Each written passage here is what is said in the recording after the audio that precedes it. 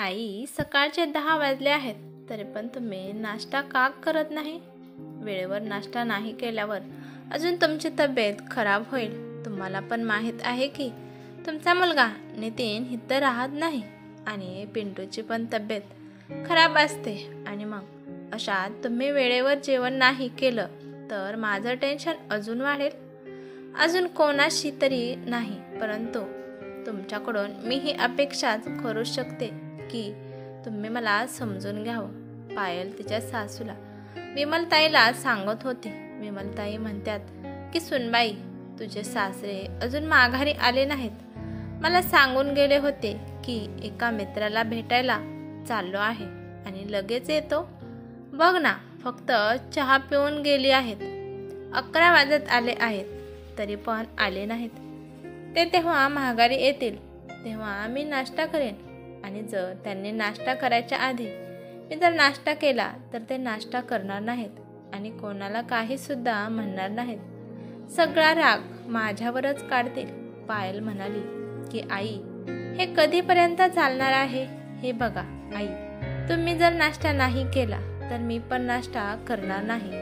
आणि तुम्हाला तर माहीत आहे, मी जर वेळेवर जेवण नाही केलं तर मला किती त्रास होतो.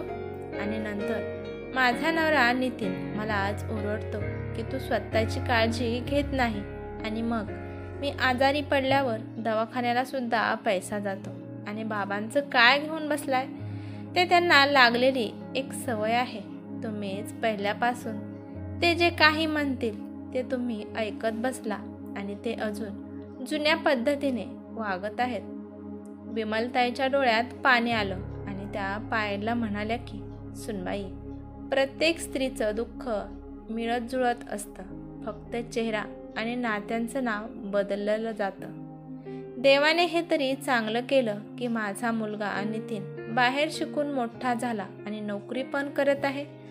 जर त्याच्या बाबाच्या सानिध्यात राहिला असता तर तो पण नक्कीच तुझ्या सासऱ्यांसारखा बनला असता. अगं, तू आल्यापासून तर तुझे सासरे जरासे बदलले आहेत. अगं, सकाळच्या वेळीच त्यांच्या आधी मी जरी चहा पिली तरी त्यांची किंमत कमी होते. विमलताई त्यांचे दुःख आपल्या सुनबाईला रडत रडत सांगत होत्या. पायल म्हणाली की आई, बाबांचे विचार असे कसे आहेत? पायल, लहान मुले आपल्या आई वडिलांकडून भरपूर काही शिकत असतात. माझे सासरे तसेच होते. विमलताई सांगत होत्या की माझे सासरे जर जेवता बाहेर कुठे गेले तर माझी सासूसुद्धा दिवसभर तशीच उपाशी राहत होती. मी माझ्या सासूचं खूप वाईट दिवस पाहिले आहेत. आपल्याच घरात एखाद्या कैद्यासारखं त्यांना राहावे लागत होते. मी देवाला मनापासून आभार मानते की असले गुण माझ्या मुलांमध्ये नाहीत. माझा मुलगा नितीन स्त्रियांना खूप इज्जत देतो. पायल विचार करते की आता सासूबाईला मी काय सांगू? त्या आधीच दुःखी आहेत. त्यांना सासऱ्यांबद्दल अजून काही सुद्धा नको सांगायला. आपण सासूबाईला काही सांगायला गेलो तर त्या रडतच बसतात. असा विचार करता करता पायल चहा बनवायला गेली आणि स्वतः पण घेतला आणि जबरदस्तीने तिने विमलताईंना पण दिला. जसा विमलताईने तोंडाला कप लावला तसं बाहेरून सरपोतदारराव म्हणजेच पायलचे सासरे येताना दिसले. पायलने पटकन तिचा पदर डोक्यावर घेतला. त्यांनी डायनिंग टेबलवर ठेवलेल्या चहाच्या कपाकडे त्यांची नजर गेली तर सरपोतदारराव म्हणाले की सुनबाई, नितीन उठला आहे का? पायल खाली मान घालून म्हणाली की हो बाबा, ते उठले आहेत आणि बाहेर वॉकिंगसाठी गेले आहेत. ठीक आहे, मग घरात कोण पाहुणे आले होते का? कारण या दोन्ही पण कपात चहा आहे. नाही बाबा, कोणी पण आले नव्हते. हा तर चहा मी आमच्या दोघींसाठी बनवला होता. सरपोतदारराव विमलताईकडे रागाने पाहत म्हणाले की जर मॉडर्न जमान्यानुसार जगायचं होतं तर जुन्या जमान्यात कशामुळे जन्म घेतला? चहाच कशाला पित असते? जेवण सुद्धा करत जा. मी जेवण केलेलं आहे का नाही, तुला काय फरक पडणार आहे? एवढं म्हणून रागात सरपोतदारराव त्यांच्या खोलीत गेले. सासरे जाताना पायल त्यांना आश्चर्याने पाहत होते. विमलताई चेहऱ्यावर भीती आणि डोळ्यात अश्रू घेऊन सरपोतदाररावांच्या पाठीमागे गेल्या. तेव्हा पायलचा लहान मुलगा शुभम आला आणि तो पायलला म्हणाला की आई, आजोबाला आजीला नेहमी का ओरडत असतात? जर त्यांना एखादी वस्तू पाहिजे असते तेव्हा ते आजीला का नाही सांगत? पायलने आपल्या मुलाला कसं तरी समजून खेळायला पाठवले. थोड्या वेळानंतर विमलताई त्यांच्या रूममधून बाहेर आल्या आणि पायलला म्हणाले की सुनबाई, मी तुला सांगितलं होतं ना की मला काही सुद्धा खायचं प्यायचं नाही. आता तुझे सासरे माझ्यावर रागून बसले आहेत. आई, तुम्ही अजिबात टेन्शन घेऊ नका. आज नितीन पण घरी आहेत. ते आता येतच असतील. मी आज त्यांना सांगणार आहे की तुमच्या बाबांना समजून सांगा. आता हे रुसणं फुगणं कधीपर्यंत चालणार आहे? पायल, तुझ्या सासऱ्यांना किती पण सांगितलं तरी काहीच फरक पडणार नाही. अगं सुनबाई, आधी तर तुझे सासरे मला बोलत नव्हते. नोकरांना सांगत होते आणि मग नोकर मला येऊन बोलत होते. 4 भिंतीच्या आतमध्ये माझं आयुष्य मी घालवत आहे. विमलताई त्यांच्या पदराने डोळे पुसताना पायलला सांगत होत्या आणि तशाच डोळ्यात पाणी घेऊन बाल्कनीमध्ये जाऊन बसल्या. 12 वाजता नितीन घरी आला आणि म्हणाला, पायल, आज खूप उशीर झाला आहे. मला खूप भूक लागली आहे. मला पटकन नाश्ता दे. आणि आई टेन्शनमध्ये बाल्कनीमध्ये का बसली आहे? तिने नाश्ता केला का? जे काही झाले ते सगळं पायलने नितीनला सांगितलं. नितीन त्याच्या आईपाशी गेला आणि आईने पटकन तिचे डोळे पुसले. आई, मी लहानपणापासूनच तुला पाहत आहे की मी दिसलो की तू तुझे डोळे पुसते आणि गपचूप 4 भिंतीच्या आतमध्ये रडत असते. बाबांच्या भीतीमुळे मी आजपर्यंत तुला कधी विचारण्याची हिंमतच झाली नाही. पण आई, आता तुझा मुलगा मोठा झाला आहे. आता तुझा त्रास तू मला शेअर करू शकते.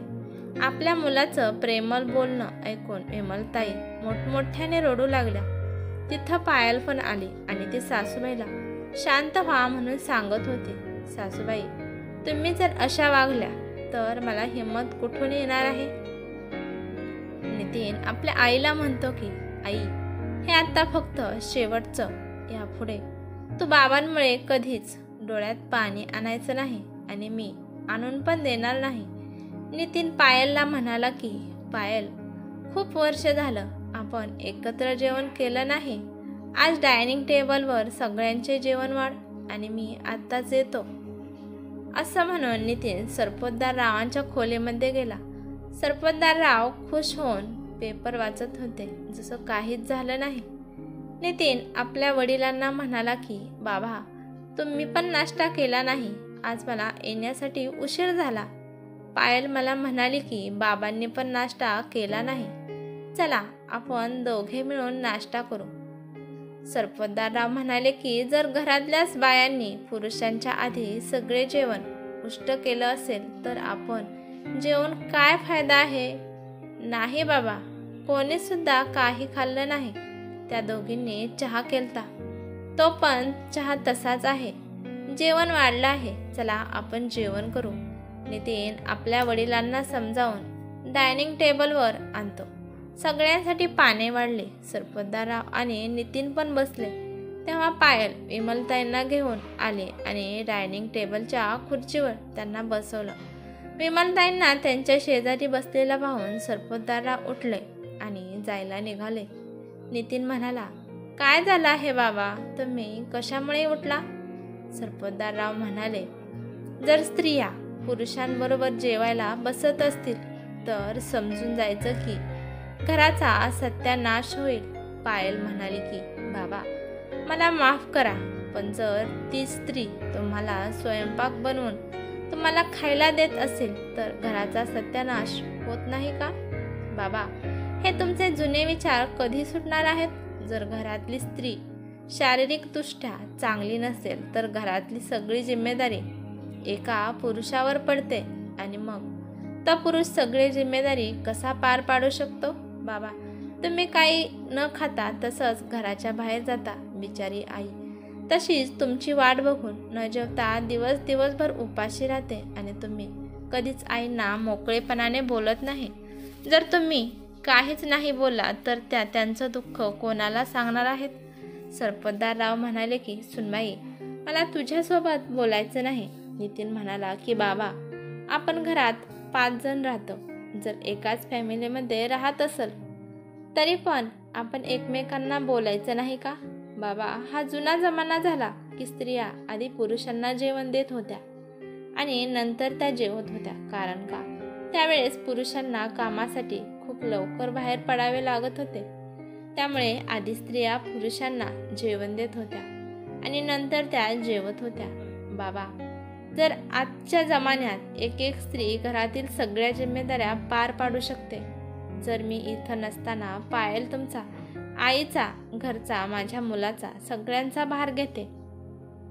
बाबा, स्त्रिया सुद्धा कामे सोपे नाहीत. स्त्रिया पण आपल्या घरासाठी दिवस रात्र झटत असतात, परंतु ते कोणालाच दिसत नाही. नितीनच्या बोलण्यावरून सरपोतदाररावांनी जेवण केलं आणि गपचूप त्यांच्या खोलीमध्ये निघून गेले. जेव्हा विमलताई त्यांच्या रूममध्ये आल्या तेव्हा त्या गपचूप खाली अंथरूण टाकून झोपू लागल्या. जेव्हा सरपोतदारराव उठून बसले तर विमलताई पण पटकन उठून बसल्या.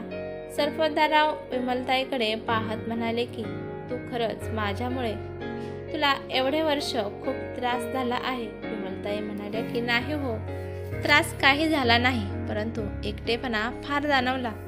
तुम्ही मला कधीच सरळ बोलत नाही. तुम्ही नेहमी माझ्यापासून लांब लांब राहत होता आणि छोट्या छोट्या गोष्टींसाठी तुम्ही माझ्यावर नाराज होत होता आणि त्यामुळे मला कधी कधी खूप त्रास होत होता. तरी पण मी खुश होती, कारण तुम्ही खुश होता म्हणून. पण एवढ्या वर्ष झाले पण माझ्यामुळे तुमच्या चेहऱ्यावर मी कधीच आनंद पाहिला नाही, असं म्हणून विमलताई रडू लागल्या.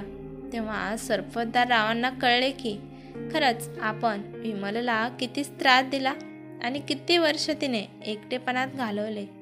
आपण कमीत कमी बाहेर फिरायला जातो, परंतु 4 भिंतीच्या आतमध्ये विमल एकटीच राहत होती.